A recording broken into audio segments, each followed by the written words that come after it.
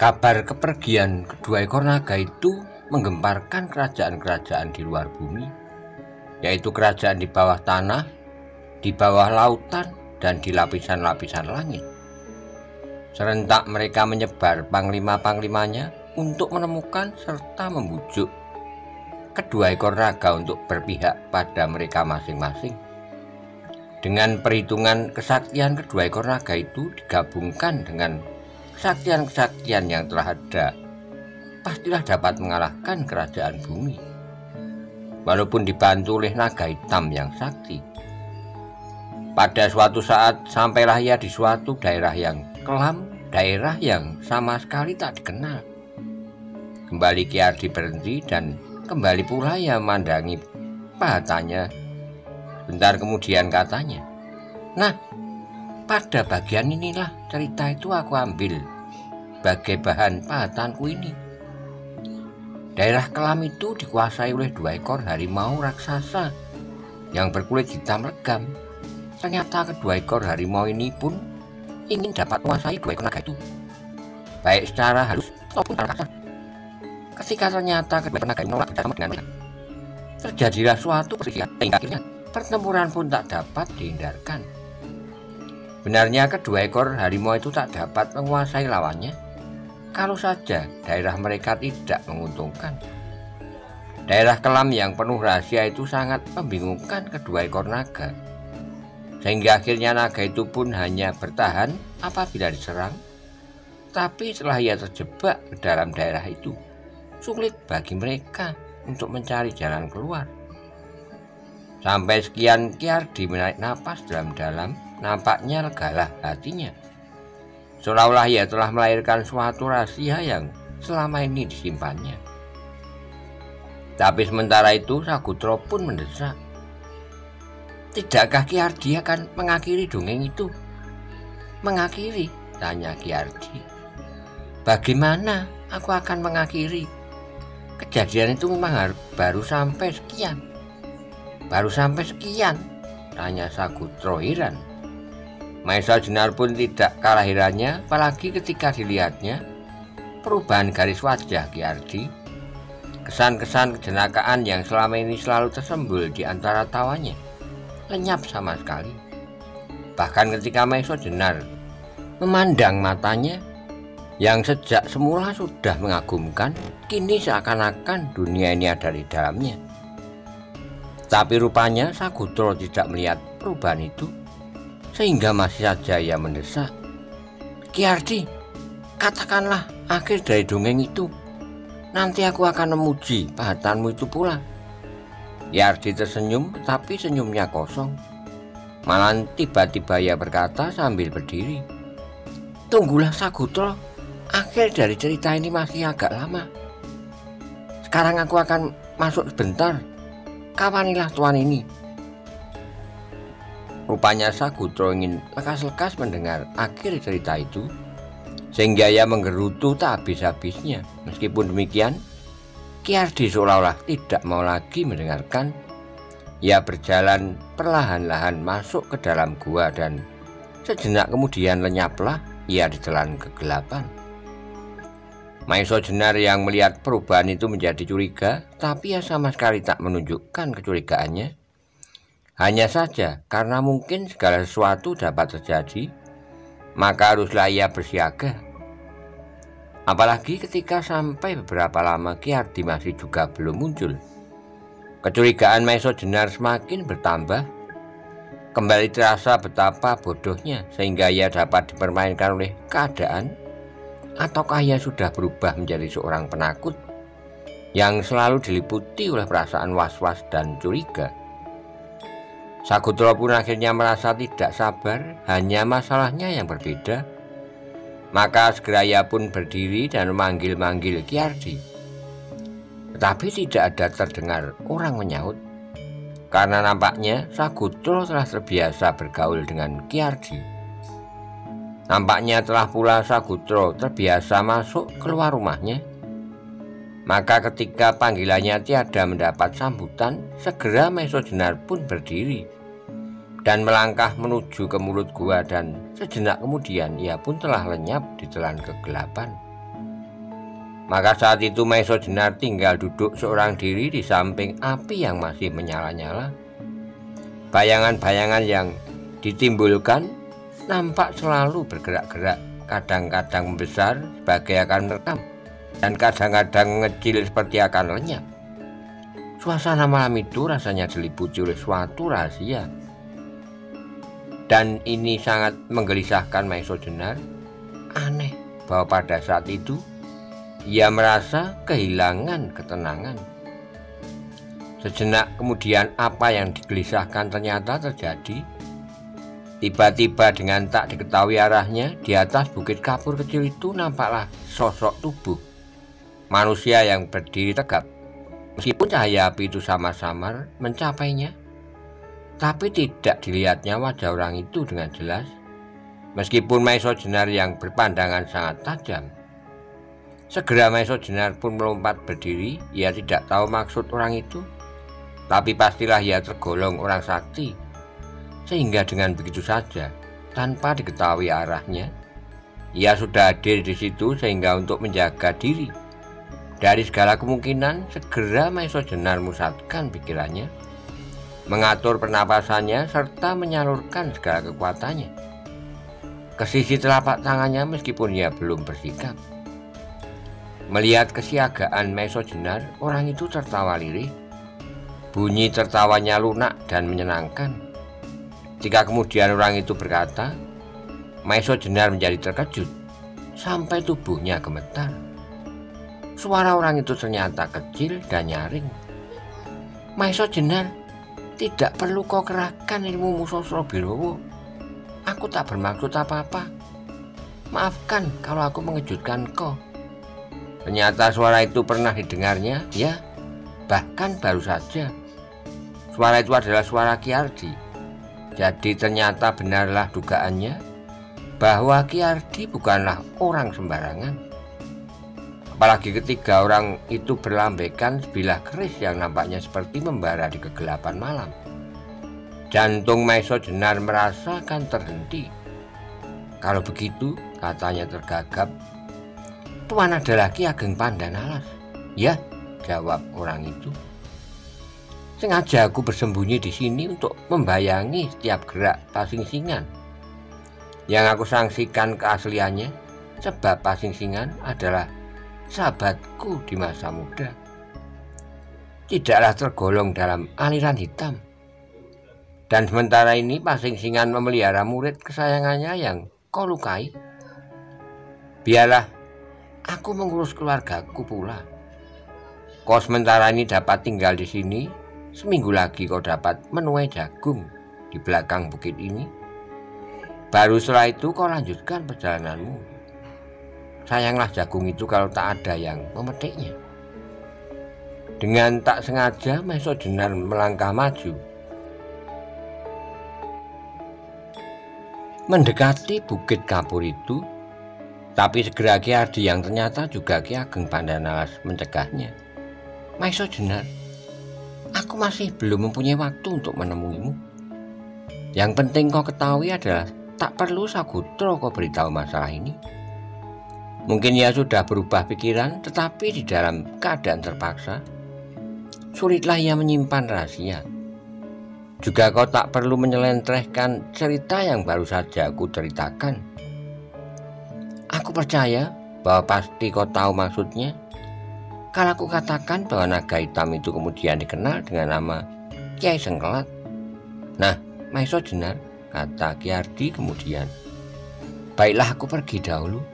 Aku harap kita dapat bertemu lagi dalam keadaan yang lebih baik. Belum lagi Maiso Jenar sempat menjawab. Ki Ageng Pandanalas telah pergi dengan cepatnya dan segera lenyap di telan gelap.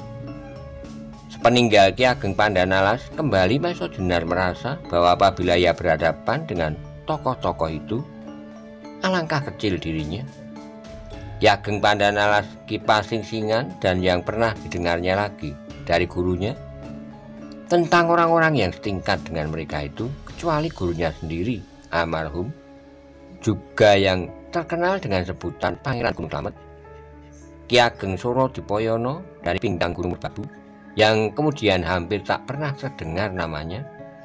dan juga yang terkenal dengan sebutan yang aneh, Titis Anganten, yang berasal dari Banyuwangi, yang memiliki kesaktian seperti Adipati Blambangan Wirabumi yang hanya dapat dikalahkan oleh Raden Gajah pada waktu itu.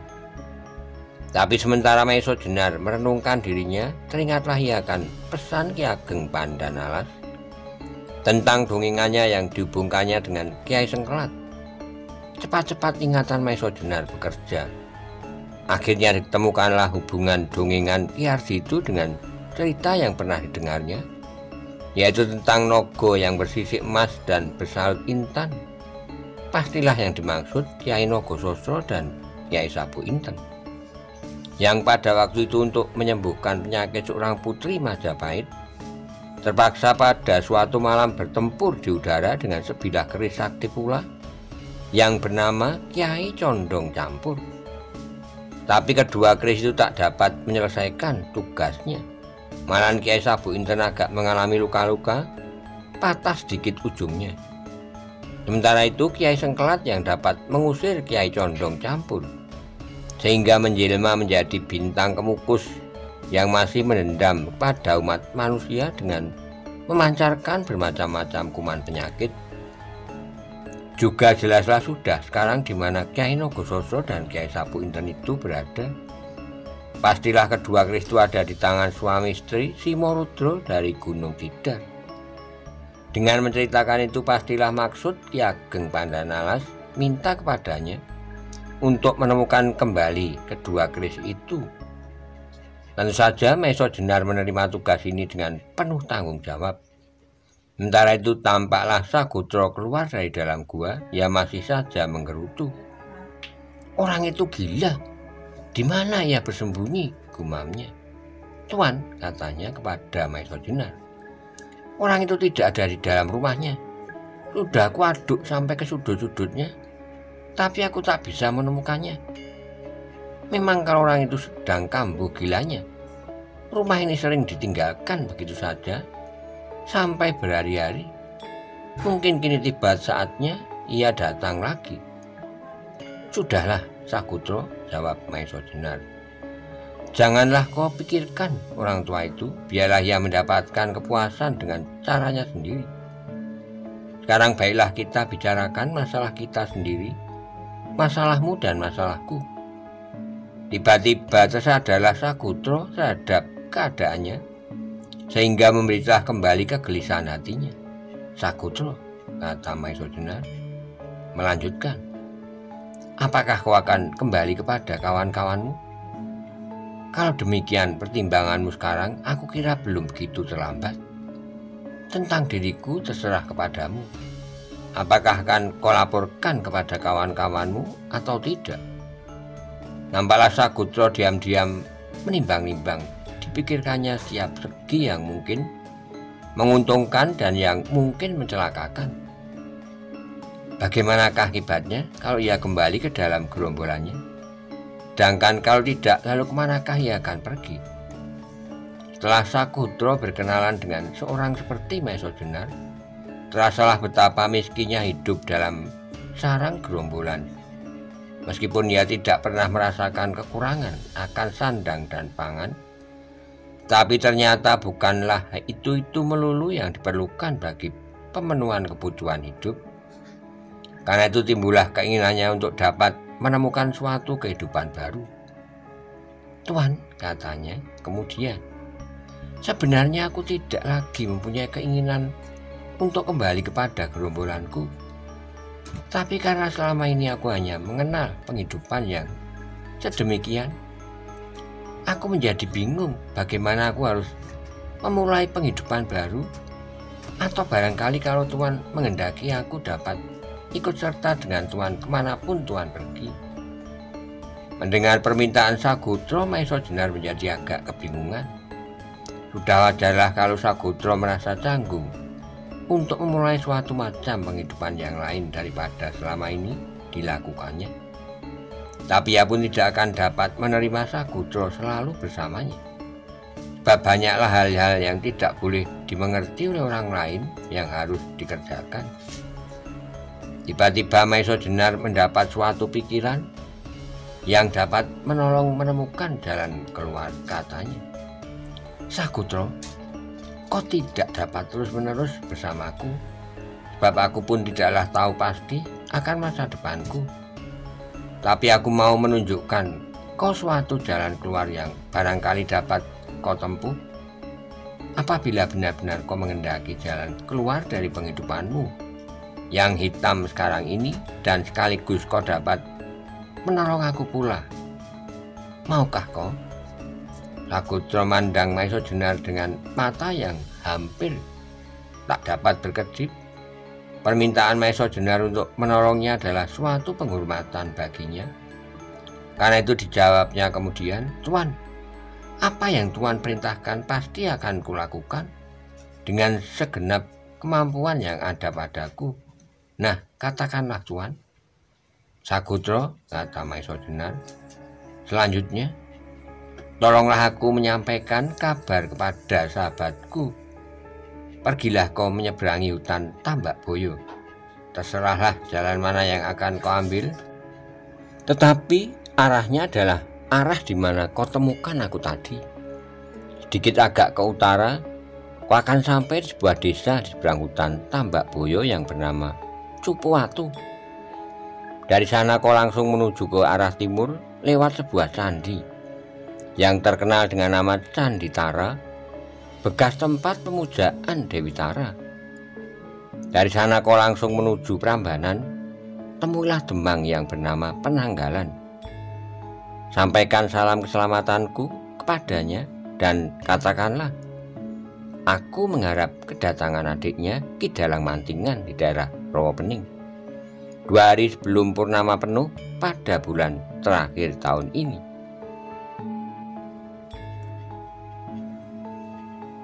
"Katakanlah bahwa Ki Dalang Mantingan sudah tahu kepentingannya. Selanjutnya atas tanggunganku mintalah perlindungan kepadanya untuk dapat hidup dalam lingkungan keluarga Kademangan itu. Asal kau mau mencurahkan segala ketulusan serta keikhlasan hati, pastilah kau akan diterima dengan baik." Sakutro agak bimbang sebentar mendengar kata-kata Maiso Jenar. Memang ia selalu ragu-ragu untuk dapat mempercayai dirinya sendiri, tapi ia tidak mau mengecewakan Maiso Jenar. Karena itu ia berjanji dalam hatinya bahwa ia akan memenuhi permintaan itu dapat-dapatnya. Maka setelah segala petunjuk-petunjuk yang diperlukan telah diberikan oleh Maiso Jenar, segera Sakutro pun bersiap untuk menempuh waktu suatu perjalanan yang cukup berbahaya bagi dirinya. Tapi sebenarnya Sakutro bukanlah seorang penakut, dan ia termasuk tokoh yang ke-6 sudah pada gunung Talampit dan sebagainya di antara ke-20 orang yang sedang mencegat Maiso Jenar. Karena itu setelah berketapan hati untuk menempuh perjalanan itu, maka ia pun tak pula mengenal gemetar. Karena perjalanan di daerah hutan itu akan berlangsung beberapa hari, meskipun dengan agak malu-malu sedikit, diperlukannya juga mengambil beberapa ontong jagung sebagai bekal perjalanannya.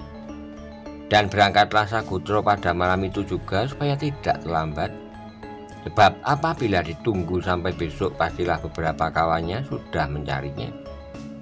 Sepeninggal Sakutro, Maiso Jenar segera merasa bahwa sepinya tinggal seorang diri di tengah padang di bawah sebuah bukit kapur. Tapi bagaimanapun juga ia ingin memenuhi permintaan Ki Ageng Pandanalas untuk tinggal kira-kira seminggu di tempat itu. Rupanya Ki Ageng Pandanalas merasa sayang pula pada tanaman-tanamannya. Kalau tak ada yang memetiknya, tetapi karena penunggu jagung itulah maka Maiso Jenar terpaksa terikat dalam keadaan yang sulit. Pada hari pertama, Maiso Jenar memerlukan untuk mengenal seluruh daerah di sekitar Bukit Kapur itu. Benarlah kata Ki Ageng Pandanalas bahwa di belakang bukit itu terdapat tanaman jagung yang subur, sedangkan agak ke samping sedikit terdapat sebuah belumbang yang berair jernih. Demikianlah Maiso Jenar berusaha untuk menyesuaikan diri dengan kehidupan Ki Ardi, merebus jagung dan membakar daging hasil buruan semalam, kemudian mengelilingi tanaman jagung. Kalau diganggu burung pemakan padi, berburu dan seterusnya. Pada hari ke-8 ia telah mulai merasa jemu, apalagi sebuah tugas yang besar, yaitu membebaskan Krisna Gosasra dan Sabu Inten masih menantinya. Tapi meskipun demikian disabarkan juga hatinya, sebab jagung yang sudah mulai kuning itu 2 hari lagi pasti sudah masak untuk dipetik. Tapi pada hari yang ke-9 terjadilah suatu hal yang dapat merubah rencananya. Pada hari itu Maesa Jenar sedang sibuk menyalakan api sebagaimana dilakukan tiap-tiap hari apabila malam tiba. Seperti juga yang dilakukan oleh Ki Ardi, tiba-tiba telinganya yang tajam menangkap suara beberapa orang yang dihanyutkan angin utara. Suara itu semakin lama semakin jelas, hingga dapat diterka bahwa orang-orang itu sedang mendekatinya. Maesa Jenar tidak tahu siapakah kira-kira orang-orang yang datang itu. Untuk tidak menimbulkan hal-hal yang tidak dikehendaki, maka segera Maesa Jenar menyelinap masuk ke dalam gua.